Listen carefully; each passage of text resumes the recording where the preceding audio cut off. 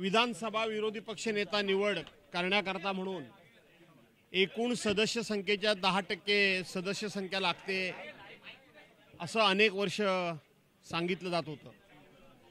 परंतु त्या संदर्भामधला नियम कायदा आणि घटनेमधली तरतूद ही आम्ही विधानसभा अध्यक्ष आणि विधानसभा सचिवांच्या लक्षात आणून दिली आणि अशी कुठेही 10% सदस्य संख्येची अटच नाही हे त्यांना देखील मान्य करावं लागलं आणि म्हणून त्या संदर्भातला आम्ही लेखी पत्र देखील त्यांच्याकडून घेतलेलं आहे। त्याच्यानंतर आम्ही तिन्ही पक्षाचे प्रमुख लोक सातत्यानं विधानसभा अध्यक्ष, राज्याचे मुख्यमंत्री, दोन्ही उपमुख्यमंत्री यांना आम्ही विनंती करत आहोत की आता ह्या सगळ्या तुम्ही जे काही तांत्रिक बाबी सांगत होतात त्याची काही अडचण राहिलेली नाही आणि म्हणून तुम्ही विधानसभेचा विरोधी पक्षनेता या नावाची घोषणा करावी अशी आम्ही सनदशीर मार्गाने त्यांना विनंती करत होतो।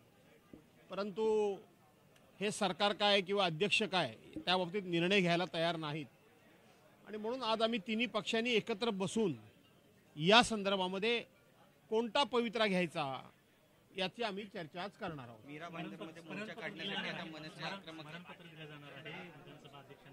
स्मरणपत्र द्यायचं, आणखीन स्मरणपत्र द्यायचं विधानसभा अध्यक्षांना की आणखीन काही करायचं, स्वतः जाऊन भेटायचं किंवा आज देशाचे चीफ जस्टिस जे सरन्यायाधीश येत आहेत आणि म्हणून त्यांना देखील लोकशाहीचा हा चौथा स्तंभ कसा अडचणीत आहे आणि तो स्तंभ अडचणीत राहू नये म्हणून त्यांनी देखील याच्यामध्ये योग्य ती भूमिका घ्यावी अशा पद्धतीचं एखादं निवेदन देऊन त्यांना विनंती करता येते का हे सुद्धा आम्ही आता आमच्या बैठकीमध्ये ठरवणार आहोत।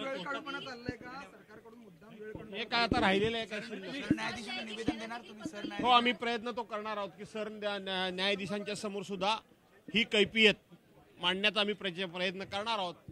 परंतु सरन्यायाधीशांच्या समोर जाण्यापूर्वी पुन्हा एकदा विधानसभा अध्यक्ष असतील, राज्य सरकार असेल त्याच्या समोर आमची बाजू मांडावी का या संदर्भामध्ये आम्ही तीन पक्षामध्ये आता चर्चा करणार आहोत। धन्यवाद।